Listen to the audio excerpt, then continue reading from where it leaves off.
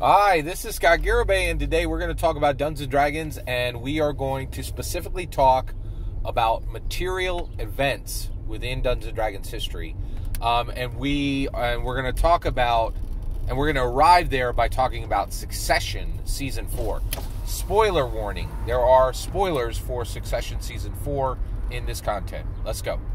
All right, so on the last Succession show, Logan Roy, the father figure of the entire Roy enterprise, died, right?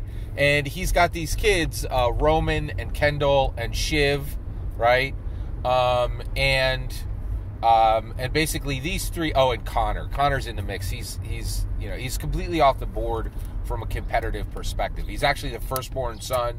He's the oldest of them all, but he doesn't compete like Shiv and Kendall and Roman. They really compete. They are competing to be the new, the new head of the Roy Empire, right?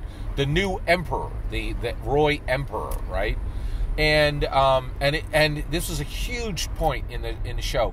And the reason why I'm taking the time to talk about Succession Season 4 is Succession now has become every Dungeon Master content. Every Dungeon Master should watch it. If you're a Dungeon Master between 12 and 18, you'll have to wait until you're between 12 and 17.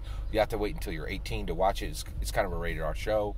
I think, man, they don't really like all the, I guess, maybe not. I don't know.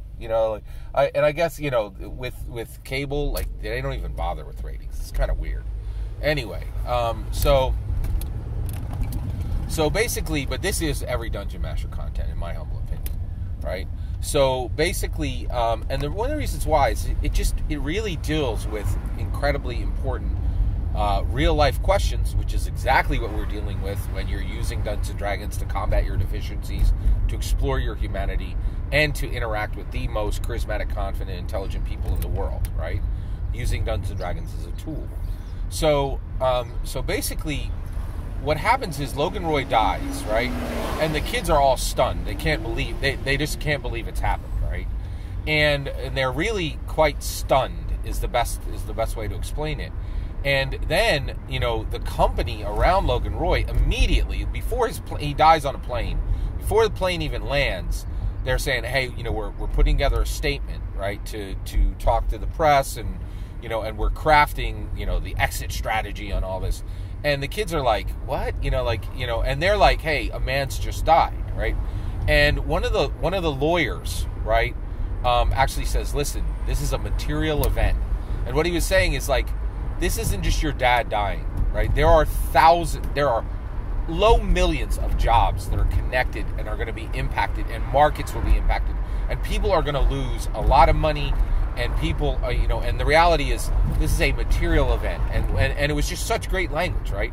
So, material event, like, this event impacts the world.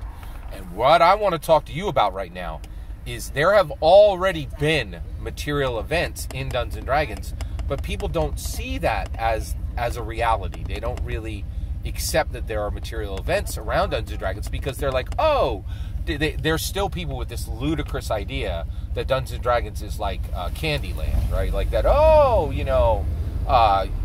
it's not really a big deal, like Dungeons & Dragons is just a game. There aren't really material events. People don't transform their lives with Dungeons & Dragons and then impact the cultures they live in, which is literally Joe Manganiolo's words from the D&D Direct, right? Like, and so increasingly, what I've been saying for 4 years, that Dungeons & Dragons is not a game today, was not a game on day one, and is not a game day now, right? You have to be a fool to believe that Dungeons & Dragons is a game at this point, in my humble opinion, right? Like, and it increasingly becomes harder to clutch to that small vision, small mind, small courage, small soul stance, right?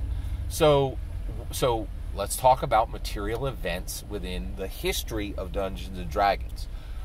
That fateful day in 1974 when the white box was released by Gary Gygax, that was a material event, right? The next material event is 1983 cartoon character. The 1983 Saturday morning cartoon is a material event. And there's one before that. the rise of the 1983 Satanic Panic, right, is a material event, right? The next material event doesn't come, in my humble opinion, until 1997, when Lorraine Williams, having instilled incredible value and made Dungeons & Dragons the absolutely mammoth, rock-solid platform it is today, sells it for $60 million to Peter Atkinson of Wizards of the Coast. The next material event is that Wizards of the Coast flips it in 2 years and sells it to Hasbro. So Hasbro becomes the new guardian in 1997 of the Dungeons & Dragons. Actually in 1999. So Wizards of the Coast owns it in 1997. Hasbro owns it in 1999. The next material event is Ryan Dancey brings out the OGL. That is a massive catapult for Dungeons & Dragons. The next material event doesn't come until 2014, when at this point there has been a huge break in just raw function. There has been a huge shattering of the goodwill of the Dungeons & Dragons community because of the 4th edition of Dungeons & Dragons. And I will say this, the rise of Pathfinder, right? 4th edition was so poorly received that when the Pathfinder book comes out for the first time, that's a material event in the history of Dungeons & Dragons, because 4th edition had made Dungeons & Dragons so repugnant to the D&D community, they literally began cheating with kind of a new, the new exciting paramour on the block, Pathfinder, right? The problem is, just so you're aware, if they'll do it with you, they'll do it to you. Be careful when you, be careful when you farbargle with Paizo. I'll tell you that right now, right? Like, yeah, it's a thing. All right. So basically, at that point, you enter this season of So there's 4th edition, and then in 2014, the fracturing of the Dungeons & Dragons community is healed by Mike Mearls when he slams the gauntlet down, having released himself from the useless creative inputs of Monty Cook, and won the actual influence lead of the design team.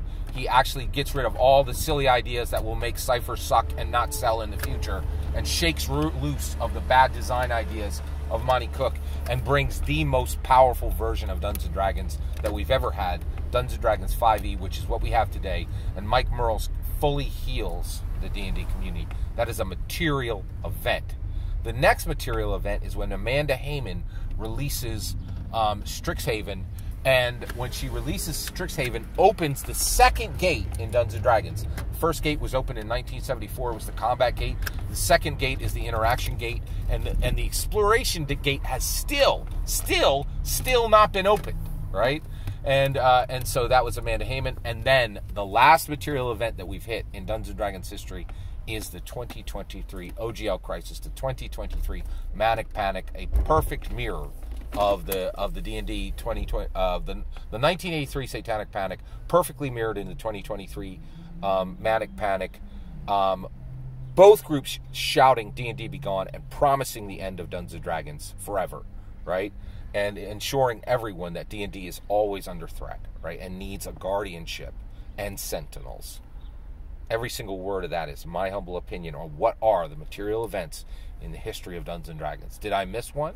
I'd love to hear your thoughts. Let me know in the comments below. Please consider liking, subscribing, and have a wonderful millennium.